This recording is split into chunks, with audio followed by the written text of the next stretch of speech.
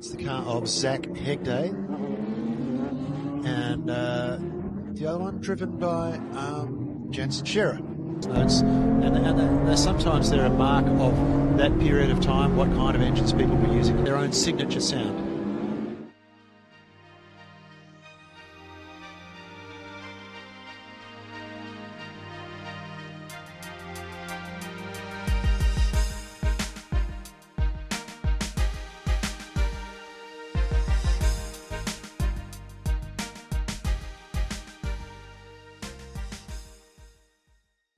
Welcome back to Fortitude and For the podcast. Today I'm joined by Jensen Shearer, a driver who spent over a decade in motorsport, from championship winning, karting to open wheelers, and now GT racing.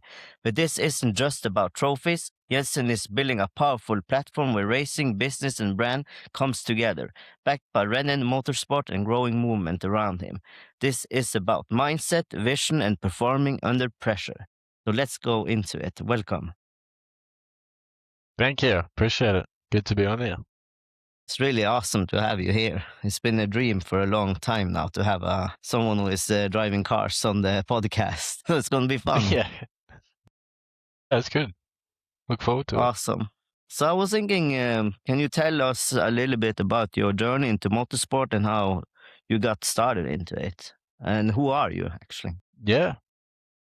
Definitely. So I guess I started when I was very young. I mean, my dad bought me a car when I was 10. I went through karting as a kid, and went around Australia, went around Victoria, doing karting championships and such, and just fell in love with it. I mean, I looked up to my dad so much, and he was a racing driver as well when he was younger, and just the sport is totally something that I fell in love with, because it's like a high speed chess game, if you like. So yeah, it's awesome. How old were you when you started? 10 years old. Yeah, when I jumped into a cadet car. Yeah. And you were hooked right away? Yeah, pretty much. Yeah, I mean, I used to go to all my dad's car racing events, or my grandpa's car racing events. Yeah, it's just something that I was born into, I guess, and then it's a part of me now. So yeah. Yeah, I mean, if you are like the third generation doing this, that's pretty awesome. It's like a culture in your family then. Yeah, exactly. Yeah, I'd like to think so. That's really good. So basically, your grandfather and your father actually inspired you probably a lot to get into this, and the whole Definitely. circus, I would say, and it's probably a lot of social. I mean, you probably get good friends there too, I'm guessing, as a child driving. Yeah, we get friends, I guess, but it's I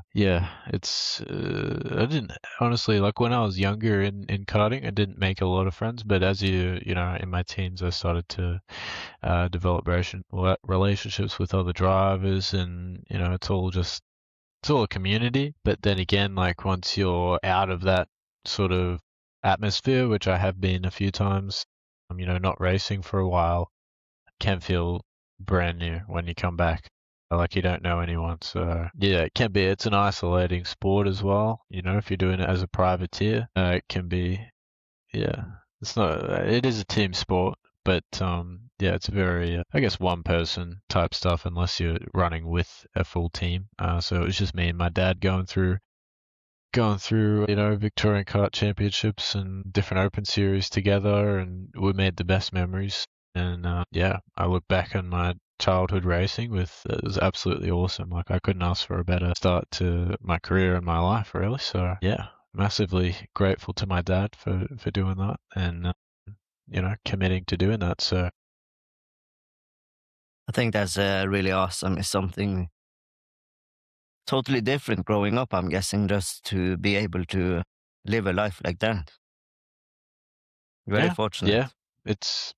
Yeah, I mean, no one even liked F1 back then. Like, majority of school kids I went with, they hardly ever know what F1 is. So I was the only kid in the school doing go-karting or competitive karting. People actually made fun of me for it. They'd go like, "Oh yeah, go back to your fucking go-karts or something." Like, go back to your go-karts when they're all just footy players and whatever. But yeah, I found that interesting. It was definitely a identity thing because you couldn't relate to really anyone that you went to school with. Of course, I had friends, but yeah, it was definitely a different way of growing up. Yeah, I mean, it's like when you are a child, you want to be involved in the groups and they do different sports and you are doing something totally different. Must have felt a little bit lonely as well, I'm guessing then. Yeah, especially in the early days where I had no friends at the track. Yeah, sort of 12 to 14 maybe, and I was just going into high school, and yeah, it was just crazy time then. But yeah, I look back on it well, and it raised me to be who I am today. So. Awesome. Who is laughing now, right? You're doing good. So I was thinking exactly. as well, do you have any particular other people who inspired you? I mean, famous race drivers, or you look up to now, or you learn from, or? Particularly now, I think I look up to like businesses, like brands. So I mean, Ferrari is a big one for me, like for a long time, and just the story of Enzo and how he got into racing and manufacturing and all that stuff. It's an inspiring story, and also Braun, if you the F1 team that ran for, I can't remember how many years. Was it just 1 year or 2-3 years? But yeah, they did. Yeah, with Jensen Button. Namely having the same. I was named after Jensen, except my name's with an E. I don't know why, but yeah, I look up to that story a lot as well. That's cool in a business aspect, sort of racing dream being kept alive, sort of thing. So yeah, Jensen Button, of course, at center. Is one in a billion talent. That's really awesome.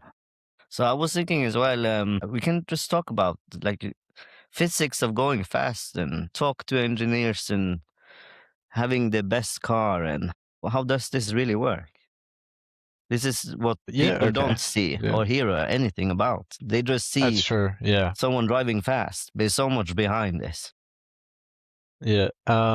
So I guess when you're racing on a budget, like I am and have, you've got limited time in the car. Okay, so you can't walk into a category or jump into a car and expect yourself to be, super, super fast, like perfect every lap, whatever. So I think making the most out of these test sessions, these limited test sessions that you might get, is ultra important, and studying the car that you know that you're going to drive. So, and the simulators help in that now because they're so realistic and the information that's available to you. So just go and study your car, study the physics. Why is it different than other cars? So if it's like the class I'm running this year, if it's a McLaren, how is it different from a Porsche GT4? Like, what is the subtle differences between those cars? And once you understand that, you can be like, okay, well, this is what happens differently, and you can confirm it when you finally do get on the track with your own senses and your own sort of judgment. So yeah, I think preparation in terms of making your test day, talking to your engineers after the race, like the worst thing, because I coach a kart driver as well, like a kid that's coming through and wants to be a racing driver, and the worst thing I hear is that when she gets out of the car or the kart is, it was good, or like don't change anything, or just leave it, it's good, it's fine, all that stuff. So there's no point of really going out if you're going to come back and tell me that it's fine. Like, it's good. Yeah. If it's fine and you feel like your car's on rails or your go-kart's on rails, and it couldn't go any faster, like, I always ask the question, what would happen if you went 10 kilometers faster into this turn? What would happen? Would you just spin off? Like, you couldn't do it? And, she usually says, yeah, I would go off the track because she's on the limit everywhere, right? So, and then you go, well, if you actually did that with the rear come out first, or would you lose grip on the front, or would you understeer, oversteer? What would actually happen? And once you get that, you can make adjustments. So if the rear would spin out first, you can bring some rear grip into the car or kart, or if you'd understeer first, you can adjust accordingly. Yeah, and if the driver doesn't know what would happen, then go and try it. Just go and, do 10 kilometers faster into that corner and see what happens. And yeah, so you're never going to get a perfect lap. And to be on the absolute limits of the car and the track is such a hard thing to maintain, if you're at that level. Like, obviously you can be fast and you can know the lines and you can know your braking markers and where you're going to put the throttle back on and all this stuff, but there's a deeper level to it. So where you actually understand what's happening when you, say, I don't know, just to have an example, when you switch down a gear, if that happens, if you switch down a gear and you're turning this much or this much or this much, what's it gonna do to the car? How's it gonna affect the balance? How can you possibly turn the car on its nose essentially as fast as possible so you can get on the power as fast as possible? There's a lot more levels to being fast and just, braking markers, late brakes, slow in, fast out, all those type of things. Yeah, I think actually a good story is Michael Schumacher. I forget the race. I'm pretty sure it was like 1999 or something. I can't remember the race, but he was stuck in fifth. Like, he only had fifth gear. And what happened was he adjusted based on his knowledge before. He adjusted his driving, his lines, his, everything toward only having fifth gear. So he'd carry so much more speed through the corners. And he did this for 40, 50 laps. And by the 40, 50 laps, he was only a second down from, race pace, which is insane with only fifth gear. So yeah, to make the most, like, a test day can cost upwards of $10,000. So especially in cars. So if you are going to go out and do a test day, then make sure you make the most of it and study hard. Go on the simulator a lot, and yeah, that's it. Because it's all about preparing yourself for the race day. So you, just me listening to what you're saying now is like, it's so many details, apparently. Like you said, when you are in the turns, pushing yourself 100%. more and more, and there's like test the car. micro adjustments. Yeah, micro adjustments. Like, and that's the difference between like first and eighth. Like, you could be reasonably fast and know the braking markers and all the basic stuff and come 10th or 8th, but when you start being in these professional categories and going up the ranks, you've got to be a level above that. Like, there has to be another level to your thinking. There has to be, because it's a mind game. It's as well, like, it is physical on the body, but it's majority a mind game, a chess game. Yeah. Rather than purely physical or, yeah. I was thinking then, yeah, Michael Schumacher is obviously probably one of the best ever. So, and like you said, it's only seconds for being number one or number 2 or 3, or even exactly further away. So that's what you say. Yeah, less than a second. So like you said, is it the reflexes? Is it the training you have done physically to your body that makes you be able to endure more when it comes to the speed and the physics?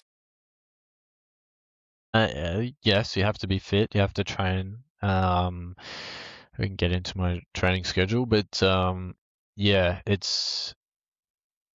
you can have talent and you can have the physics gene, as I like to call it. Like, you can be able to control any sort of, you're good on, you can do wheelies on a bike, you can ride machinery well, like, you know what I'm saying? You just physically sort of, what's going on with machinery under you. So, and that's why, I could easily transfer over to a motorbike and be pretty fast. Like, yeah, I was probably mid-pack in a state level race, and that was my first ever or second ever race meeting. So, yeah, I think the actual talent transfers, but then you can't just do it on talent alone. You have to be able to, and you have to put your mind to studying it as well. So if you're not studying your machinery, if you're not studying the track, if you're not, doing setup adjustments on the sim, on test days, if you're not making the most out of test days, if you're not understanding the maths and the physics behind moving this massive piece of machinery in the fastest way possible across this asphalt surface, then you're not gonna get there, because people are doing that. Awesome. I'm fascinating hearing this, because I knew it was a lot of practicing behind it, but when it comes to the details, like you said, do you get you probably get a good vibe and a good contact with the engineers and everyone who involves in the team, right? It's like, Definitely. Most recently, it's only been my dad.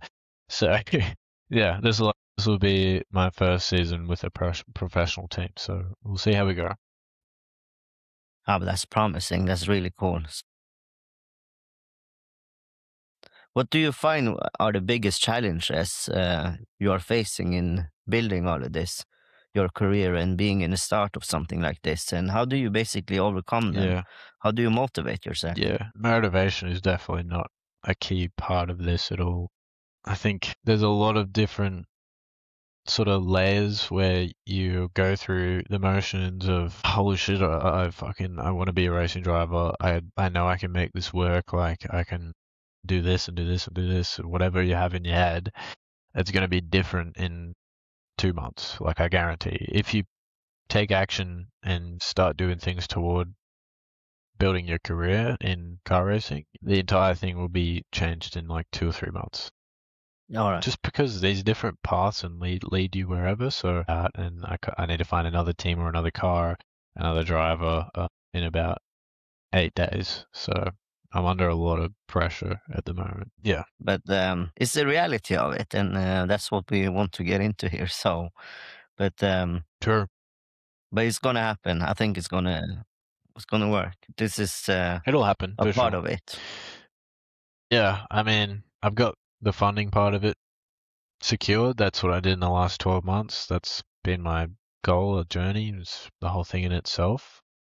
And now it's literally just like logistics.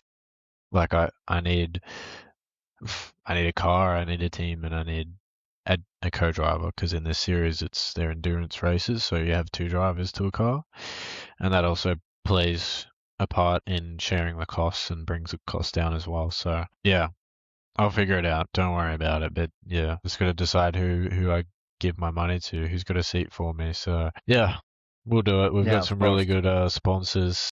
My major partners are helping me a bunch with this, and I'm totally transparent with them, saying, we've got this opportunity, that opportunity. Like, what should I do? Like, I just relay it back to them. I'm totally transparent. They help me through decisions and stuff like that, and contacts if they have any people that they know that might be drivers, or just people in the industry that they would know, which has brought me a few opportunities. So yeah, at the end of the day, just get yourself out there, talk to people, and shit starts happening once you do that.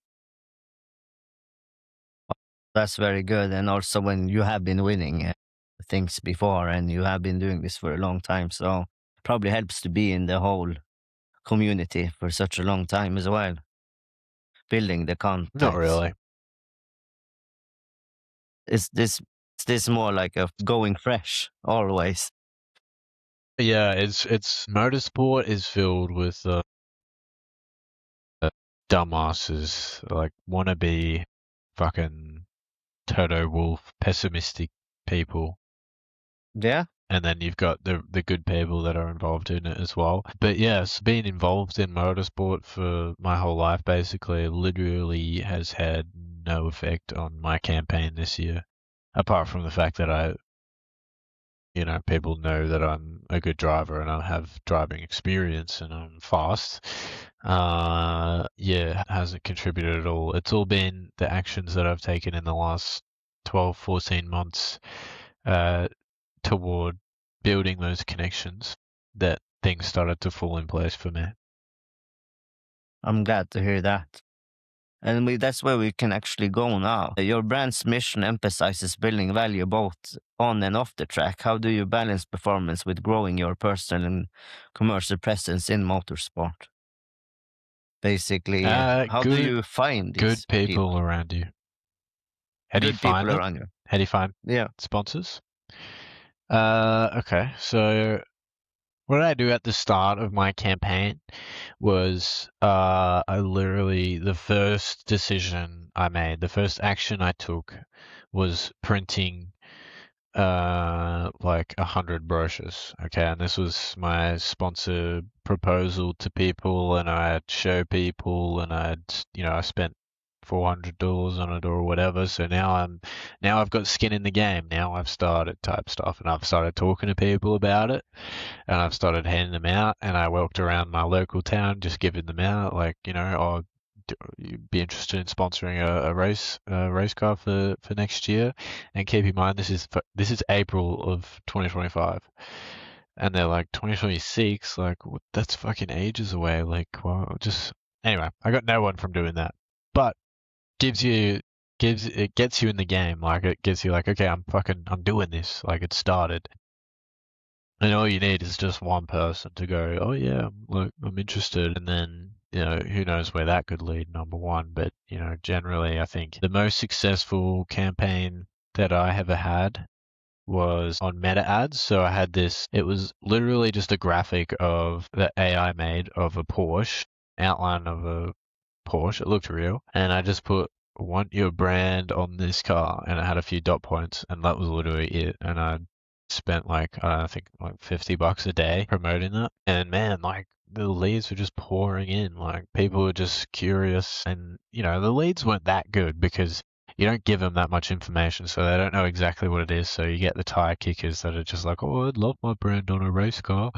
And then, so that's definitely something I'd change. But that's been one of my greatest producing campaigns is literally just provoking curiosity and then spending some money on promoting it. So I reckon I got a total of like 300 leads from that campaign. And I closed like 5 or 6. So the time invested does not really match the outcome.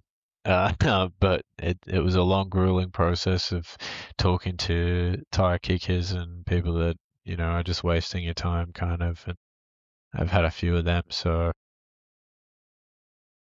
But at least you got 5 sponsors.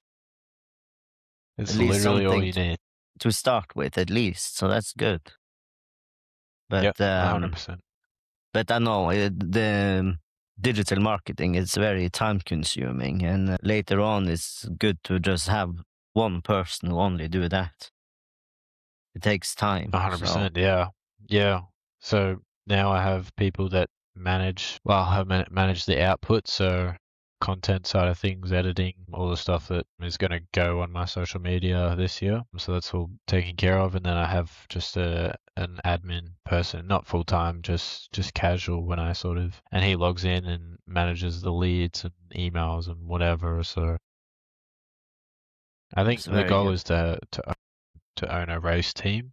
I think that'd be really cool because I went to a team called City of Melbourne Motorsport because they had a seat open in a McLaren for this year. So, and I was looking for a seat obviously because my co-driver pulled out. But yeah, I visited them, and what he did was actually amazing as well. Like it was he started the same way I did, just wanting to race, I guess, and pursue his racing career. And it just grew into this huge company. Like, yeah, he had his dad back him into the racing stuff. Like once he got up and going with a few sponsors, his dad came across from the printing business and sold it and backed him into a full race team. So now they're running 4 cars in GT4, and two of them he owns. Oh no, one of them I think he owns.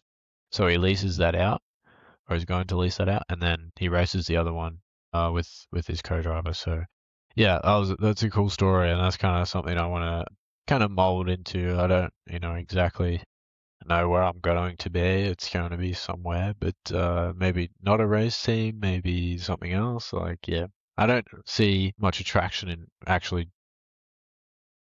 running a race team, like going to the track and running the cars myself or doing these things. I think there's a better way to forward my career. And I think I'd have to get out of Australia, to be honest, as soon as I can and go to Europe and compete there. So, yeah. But how big is the sport over in Australia? Is it big? It's big, but Europe is its home, you know what I mean? So, and there's a lot more opportunity to make money in Europe. It's easy to get started here, but there's just a massive barrier where if you can't afford it, I mean it's like that everywhere, I guess, but Yes. Europe has the opportunities for sure because it's got the bigger race series. So they follow the F1 somewhere and they do that. Yeah. I was thinking as well, for me, I'm very into motorbikes and stuff like that, and MotoGP. The great legend, Valentino Rossi, after he had been winning 115 Grand Prix and also 89 MotoGP Premier Classes and 9 MotoGP trophies, he actually retired and he went into driving cars, and he's now in the GT World Challenge Europe, the GT3, and he's driving a BMW. And he's actually been doing quite great there too. And I know also you have background in motorbike racing before. Is that something you can talk about, the transition to go from a bike to a car? How is that? It must be very Yeah, different. definitely. Yeah. It's different for sure. But yeah, the talent comes across. If I say, like, if you know how to control a car at the limit, you'll understand how to control a bike at its limit as well, and understand the physics of everything, even though it's a lot different. Yeah, a lot is still transferable. Yeah, so I had not a lot of experience in bike racing. I think I did maybe 5 or 6 race meetings. Yeah, so I was riding for about a year before that. I just on the street and loved it. It was super fun. Just being dumb on a bike on public roads, I guess. It's really fun though. It's good fun. It's and then I went to a track day, Phillip Island, and was just hooked because I was just instantly fast and I could, understand everything, where to brake and how hard to brake and all these things. Yeah, I was enthralled. I was like, we should race. Like, this would be fun as, like, yeah. So what happened? I went to my first club meeting. That was, I think it was May 2024-ish, a bit before that. So I went to Broadford Motorbike Racing Circuit, or the Hotwell Club, to race the club day there. So we did it on a budget. So I had the van. We threw the bike in the van. It was a work van, so I didn't even buy the van. But yeah, so threw the bike in, had the tools, and yeah, luckily at the time my girlfriend was a mechanic.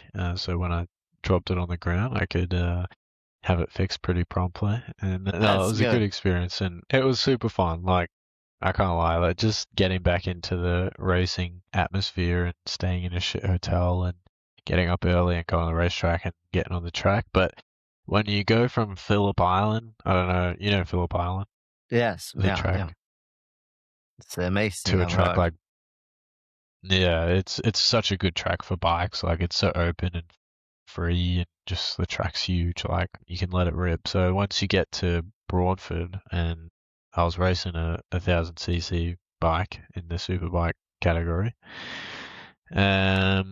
To put it simply, we were doing the same times as the 600s. So the track was that tight that we couldn't even barely use the power that we had on the straights.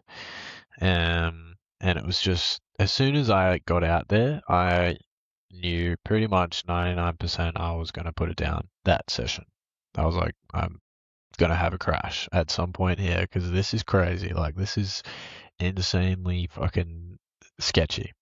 And after Phillip Island, I was so confident that I put myself in the second fastest category. It was a track day for the practice, and I just dropped it like within like 4 laps. So, luckily it wasn't too bad. We got it fixed and back up and running the next day for the racing. So, yeah, but it was a good experience. It's like a war zone. You know, in a car, you're racing in a car. It's a bit more contained. It's easier to make good decisions. It's when you're on the limit of the car, it's more forgiving. You can have a slide or make a mistake and you can fix it straight away, pretty much, or spin off or whatever. On a bike, you lose traction at the back and you could just go.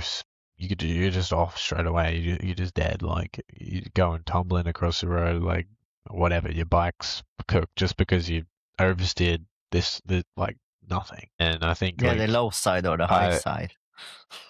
Yeah, you fly. yeah. I mean, hopefully low side. But just learning, the learning curve is different because I learned by, I guess, reaching the limit of the car. So I can then go, okay, like that's the limit. Now I just got to be just under that, and then I'll be fine. But when you do that on a bike, obviously you got to break a few bones to learn where the limit is. So yeah. That I love also motorbikes and stuff, but like you said, it's so easy to come into a left corner and freeze because Yeah. you are outside Exactly. in a way, and you just need to trust yourself, but also the bike. Yeah, definitely. And then you add in other bikes, sort of, centimeters away from your helmet. Exactly. It's awesome fun. But yeah, super dangerous.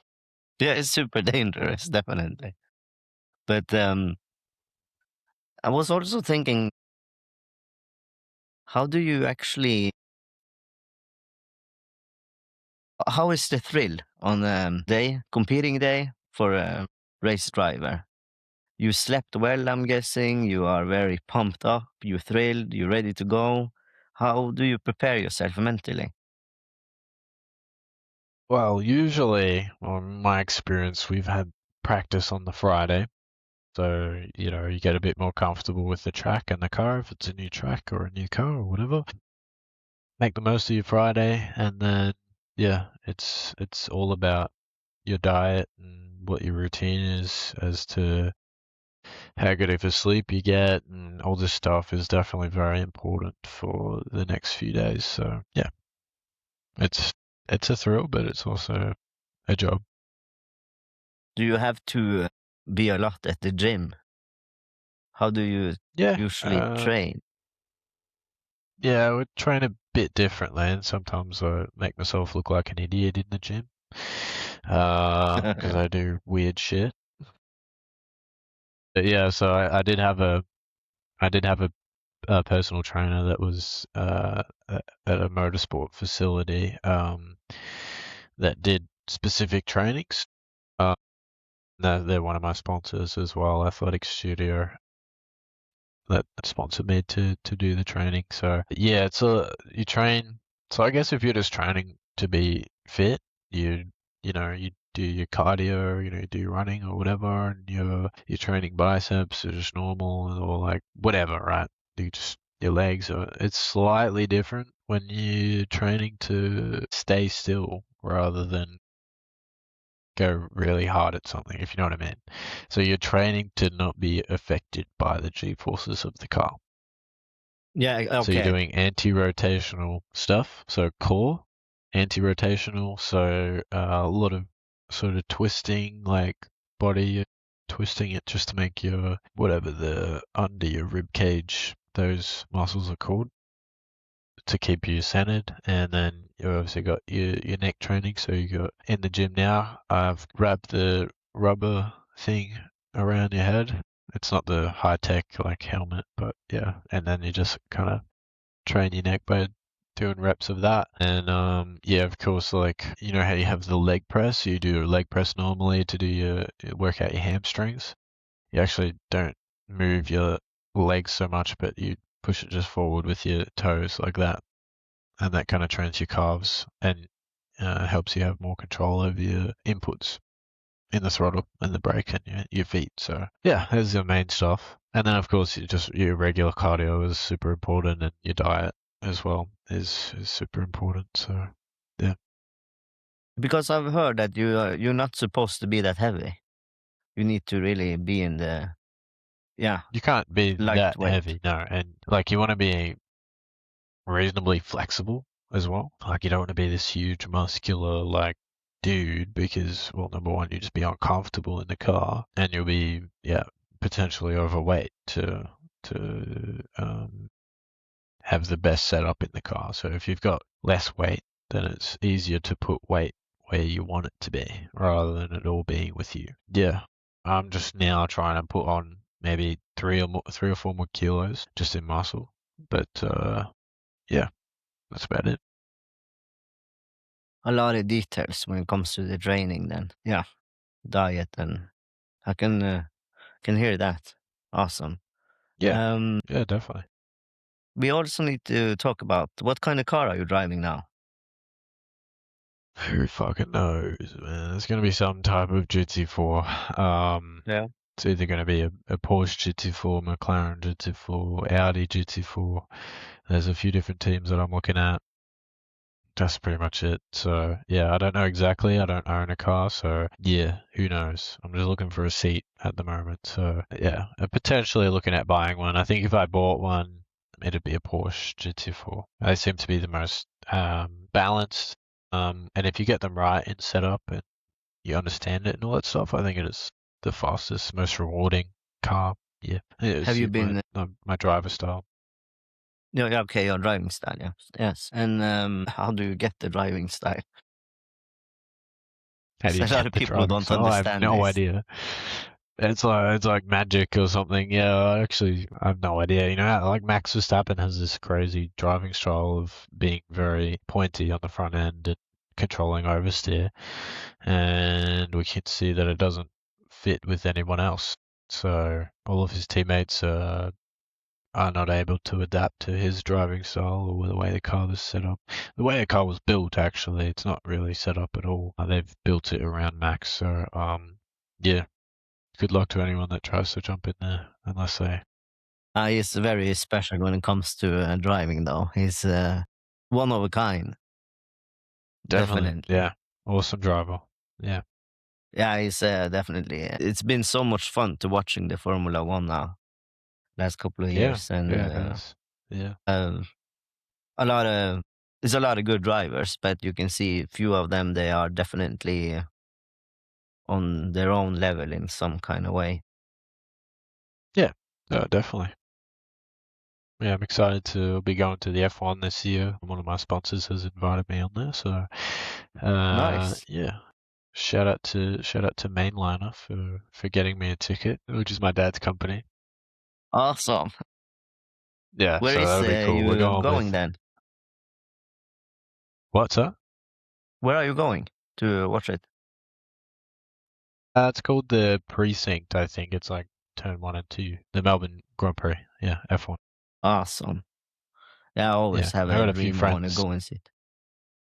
Yeah, it's a really good event. Like they do it pretty well. Just don't get GA tickets. Don't get the general admission tickets. It's fucking awful. There's way too much people. They pack it Yeah. with people. Okay. Yeah, way too much. Just get a hospitality ticket. You'll have a great time. I'm only going on the one day as well. Just go Friday. Friday. Yeah. I got a few friends in Carrera Cup, so it'll be good to watch them as well. Awesome. So most of your life has been involving in motorsport, definitely. It seems so. How has that infected you in other parts of life when it comes to studying or other things? So it's just been this has been your passion from you were very young, apparently. Yeah, definitely. I think just it's affected me in a negative way as to being a perfectionist or very meticulous with anything I do. And I'm just now learning or reflecting on my decisions that it's not when you're trying to release something, when you're trying to get something done, it has to be as good as it can be for the moment. Like if minimum minimum viable product is what my boss says from Supercar Insurance, and it's just a great line. Like, if you can release something now and then improvise or iterate later, it'll turn into something amazing. So yeah, action first, and then you can improve it later. Just get it out now, and that definitely flows into my social media as well, because I want to put out more content, but then I end up filming something and being like, no, that's not good enough, or that's stupid, or whatever. So I just don't post it. But I think, like, obviously make it good, but just get it out. Like, just put the content out there, put your words into actions type stuff. I totally agree. I mean, for normal people like us, it's just awesome to see someone who is really going for it and driving, and it's very inspiring seeing someone who is following their dreams and motorsport. And so, I mean, you should just, yeah, like you said, make it at least, yeah, a little bit good, and then you just put it out there. People are loving to see people are coming up. So I was thinking as well, looking ahead, what are your goals for the next few years, both on the track and in terms of your broader vision for your career now? Yeah, true. So I guess it's kind of shifted from, okay, I gotta get all my sponsors like quickly, like fucking I need money to race. Like, it's turned into, okay, now I need to give them value. Now I need to provide an amazing experience for the people that have backed me into the year. So yeah, fully focused on this year, because I know that if I make it a amazing experience for the people that have put their trust in me, then people see that, whether it's online or word of mouth or whatever, and we could potentially go to the next level after that. So yeah, GT4 2026, and then hopefully we do well if we provide a good experience. Like, we're putting on the events, we've got a TV series that we're going to be on, so hopefully they convert pretty well and do well for our sponsors and get some results and provide some really cool experiences for people that have pulled the trigger on me. So yeah, really looking forward to it. And then hopefully after that, obviously Carrera Cup would be an awesome step to take. It's obviously a bit over double what the budget is for this year. So yeah, I'm pretty confident that we'll be able to fund it for 2027, just by the people that I've met even doing it this year. So if we can put in some good results and give some good experiences this year, I think we'll have no problem going to the next level for sure. And then Europe after that, if we can do well. Europe after that. Awesome. Yeah, I mean, Thank I've you. always kind of, a few years ago, I always wanted to move to Europe to live there. Certain places that I would prefer to live rather than here. So yeah. Where would that be? Just for curiosity. Yeah, there's a few different places. Looking into just outside Monaco on the French Riviera. It's pretty expensive down there. If not, maybe on the border of Italy in Slovenia. I don't know, somewhere not a city, but just like a town sort of thing, like in the middle between a country town and a city. Yeah, I think that suits me. It's a lot of beautiful places in Europe, though. And like you said, it's For sure. probably the place to be if you're gonna really, really go for this. 100%. Yeah, definitely. Definitely need to get there. So see what we can do. See what we can make happen. Awesome. I think it's very inspiring talking to you. Thanks. Not very often you talk to someone who is so into it, following your dream, and really are goal oriented and focused on something. I love it. I really need to, really need to talk more to people like that. It's very. I appreciate that. Thanks, man. I appreciate it. And also, we have been a little bit into this before, but do you have a great story, maybe from the first time you competed in racing? Is there any particular highlights of your career so far you remember?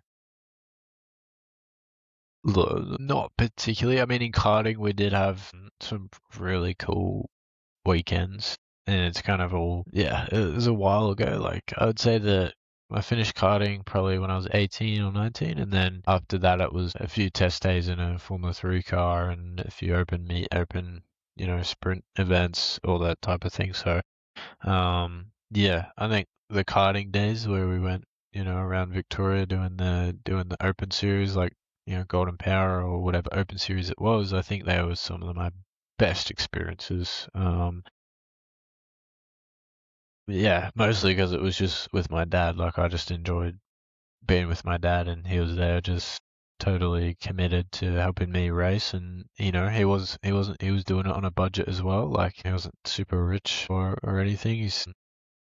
He probably made $80,000 a year and spent close to half his salary on go-karting, right? So, and yeah, I also got a family to take care of, like my sister, my younger sister Haley, and yeah, my mum as well. So yeah, go through some challenges, especially the last year.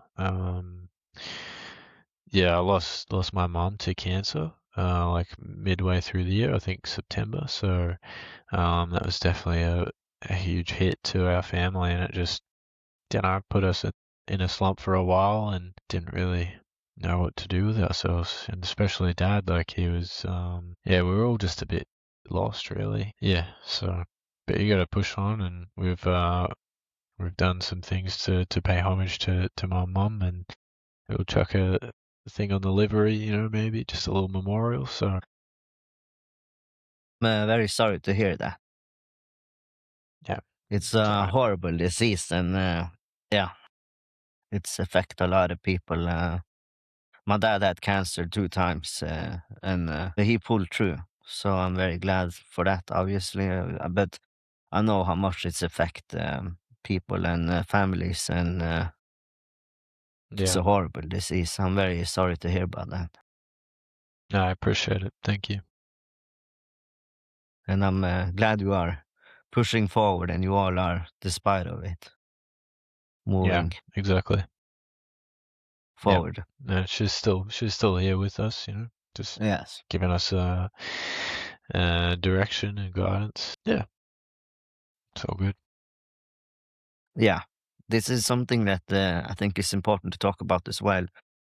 To be as good as you are, and always trying to improve and evolving, the sacrifices you have to actually make to become as good.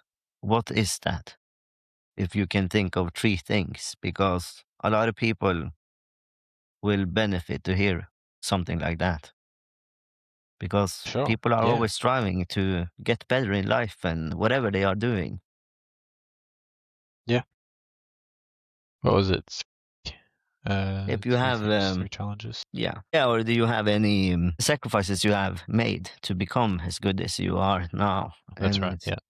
what do you Yeah. Okay. basically think that is?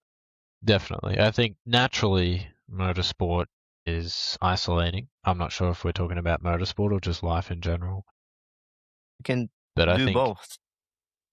yeah, do both. I mean, yeah. So it's an isolating sport, number one, and then people always have these crazy dreams. Everyone likes car racing, especially now. I mean, F1's just blown up, but yeah, it's some social sacrifices for sure. I'd say that the people that you hang around, you kind of are definitely influenced by a lot. And yeah, so you see, I had a friend group when I was in high school from, like from the start of high school till I was about 18, and then kind of broke away from them.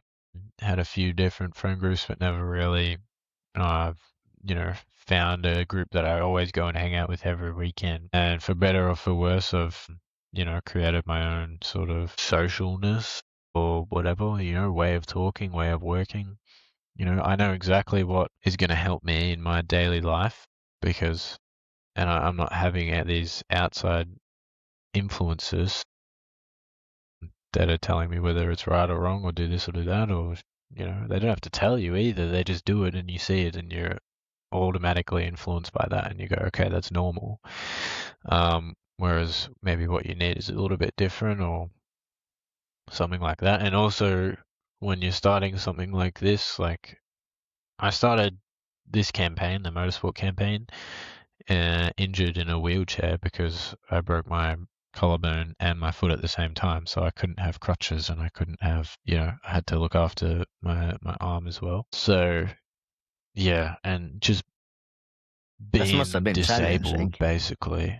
Yeah, it was. Thankfully I had family around me at the time to look after me. But yeah, it was super just puts you in such a shit mental position, especially when you're not where you want to be in life. And then you've just been handed this, or well, I did it to myself. I was being an idiot on a motorbike. And then you find yourself in a position of you can't do anything else other than just think about what you've done, like what's led you to this moment, or like, where you want to go. And I was just like, no, like I don't want to. I hate this direction that I'm going. Whatever fucking direction that was, it was probably none.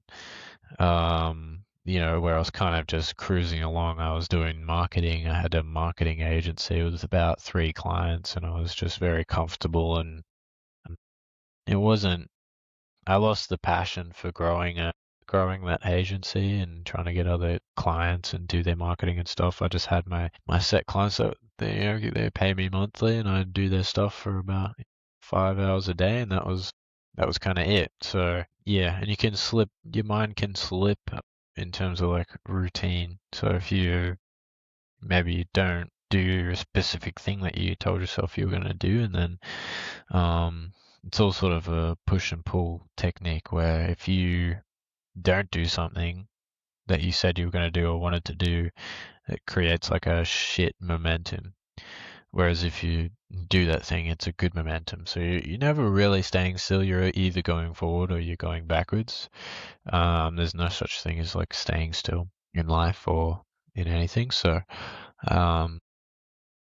yeah, and once you start moving forward, you start doing the things that you say that you're going to do, and you have your routine. And especially when you're working from home and by yourself, it can be incredibly isolating and like a bit challenging to stay on task and not be distracted and do other things. Thankfully, I didn't have, people trying to pull me away. I just had my own mind trying to pull me away. So that was definitely a part. Like I could have been further along where I am today if I hadn't have, given into that sort of voice in your head that tells you to not do something because, well, you can't be fucked or you can't be bothered or whatever. At the end of the day, you just got to stop feeling sorry for yourself and do what you know is right and do what you know is going to help you through. So Yeah, I mean, I definitely agree. I mean, I think what you're describing there is actually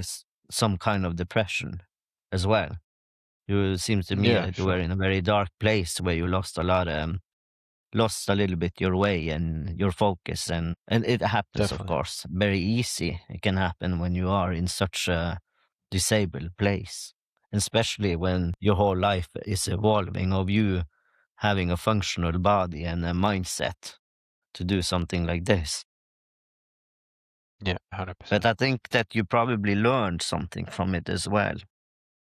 Yeah, 100%. This When you, all came from that experience. All this work, all this results is literally a decision that I made when I was in that state. So I'm grateful that I was in that state. yeah, I mean, you got definitely, you can use fortitude and also I think, like you said, the mindset, you probably learned so much from those type of things, and the rehabilitation part of getting your leg and your arm back together and the whole body to work Yeah, towards where you're at right now. So that's yeah, awesome. 100%. So I was thinking, is there anything else you want something we need to talk about? Well, I'd like to know a bit about where this podcast is going, as a whole, as a brand, as yourself, where do you see it going in the next couple of years? The thing is, right now I saw it was actually last week we were talking about this podcast is basically about people's lives and their passion and what actually motivates them and drives them and what actually made them to who they are. So this is so everyone can be on it, because everyone, whoever you are, everyone has a very unique and individual story. And I used to be in music before and worked in radio station, and for me to You work look with like a sound music and guy. Yeah. yes, that's what I love to do. That's my passion. And Yeah, also nice. working with sound. So, but Yeah. yes, I'm trying to Sick. grow this as big as it can be. And now it seems to me that it's been listening to, I started this 1st of October, and now it's at least in 13 different countries. And I don't have much financial backing. I will market it more this coming months now. Have a lot of plans going on to promote it even more and stuff. But it's and I had one clip going viral on TikTok last week, and that has been watched 20,000 times, and that was like a Nice. surprise for me. I just went to bed, and the Yeah. day after I could see, whoa, what's happening here? And that was pretty cool. Yeah, sick. And but Awesome. that I was the love that. topic Yeah. about things like that. So, but yeah, I'm trying to grow it as big as it can be, and getting. I have already had a lot of interesting guests on it, and now I have you, so I really appreciate that. I think that this is like a community place as well, where people I already had on the podcast actually probably will collab on different type of projects, and we are working on something as well there Yeah, when it that's comes cool. to in the health industry, though. Health, Yes, okay. Yeah, cool. yeah, that's in health, and I'm adopted, so we are working with when it comes to adoption traumas, and we are also working with getting the message out that a lot of adoptees like me, we need more mental health from the countries we came to and stuff like that. I also have a lot of people in the music industry on it, and definitely want to go into the interview more people in motorsport as well. So I'm actually going to Almeria in next month, and probably gonna on a track day there and see if I can interview someone there and Nice. stuff for in motorbikes. Yeah. Yeah, that'd So be it's cool. Yeah. yeah, I think so, and that's actually big because it's a English company who owns the whole track. So you have a lot of interesting bikers there, and they're pretty good. They're really good. So What track is it? in Almeria, it's 4 hours from Almeria. Malaga. It's very Okay. huge. They also have a track there where they are driving cars as well, next to the Yeah, motorbike okay. track. So it's pretty huge. Nice. Yeah. Sick. Yes. Yeah, that'd be cool. I was thinking, I'm just gonna, yeah, those few questions more where Yeah. I ask everyone here on the podcast. So Okay. obviously, maybe we talked a little bit about it again, but That's right. I will ask again. So, what are your dreams and your plans now? Like very fast and upcoming events. Well, my dream right now, as in for the next 2 weeks, is to organize a seat for me to race. The funding isn't the issue anymore, so why not just give me a car, just let me race. Like this is a necessity for me. This is what I have to organize in the next 10 days, and I'm sure I will be able to. But in terms of dreams as a macro, is I definitely a professional racing driver, being paid to race cars however way I can, whether that's sponsorship surplus, where sponsors are giving me more than what I have to spend to race, or a team paying me to come and race. So there's a lot of different opportunities, and especially within GT racing, there's a lot more than open wheelers for a lot more drivers to come through the ranks and get the chance to prove themselves. So yeah, that'd be the dream, is getting into a position where I can race and make money and make a living at the same Awesome dream. Really awesome dream. I wish I had your life. time. Well, I need to race cars for a living, and then I need to support a family. That's a dream that I have. Like, definitely want a family as soon as possible. Like, yeah, I would have one now if I had the budget. But yeah, hopefully in the next few years. Awesome. And yeah, the fortitude means strength is the name of the podcast. What kind of state of mind, mental qualities, or personal techniques have you relied most on throughout your motorsport career? I don't even describe that. I don't know. It's like it's like it's like just running off pure adrenaline sometimes, and then it's just running off uh happiness. So I thought someone was knocking on my door then. So if you do an action, you get something out of it, and that it's momentum. Even though every day I'm only going between my bed and my desk, which is in the same room, the emotions are very separate, and you have to keep it separate, otherwise they start to leak into each other, and that's what happened to me. So yeah, strategies. Don't stop getting distracted. Don't waste your time. Your time is more valuable than money. So yeah, use it wisely and talk to people. And if you ever feel, you're a bit anxious, you don't want to do that, you're nervous, you don't want to talk to somebody, just call someone who is easy to call, or just I don't know, just call your friend, or call a sponsor or a lead or whatever you want to do. Just start talking, start getting it out, and you get some momentum into yourself, and you'll just see that once you start that routine and once you start using those mental techniques to stay on path, then you'll never go back because it feels amazing. So basically, take action and be disciplined. Seems to Yeah, me yeah, awesome. yeah. Yeah, I mean, I totally agree. You have to be in everything in life you do. You need to be on it. You be on the top of it, and you need to be focused. You need to be oriented in your mind. I think that's good. Goal oriented. And if people want to collaborate with you, or talk to you, or sponsor you, or where can they contact you? Where can they contact me? My Instagram, my website, jsmotorsport.co, or jsmotorsport88 on Instagram, or jsmotorsport on Facebook, TikTok. Yeah, I think it's really awesome. And I will leave all those links in the show notes as well, so people can find them very fast and easy. perfect. That'd be awesome. Yeah, I appreciate it.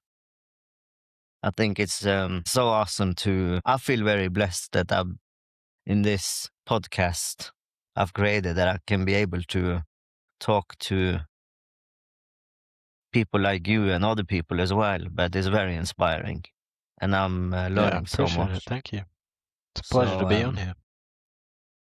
I would just say I really enjoyed our time together, and thank you very much. No worries. Pleasure. Thank you so much. Thank you. If you liked this episode, it would mean a lot if you liked, shared, and subscribed, and left a comment with any ideas how to improve the podcast. All of this would really help the podcast grow. Thank you for your support.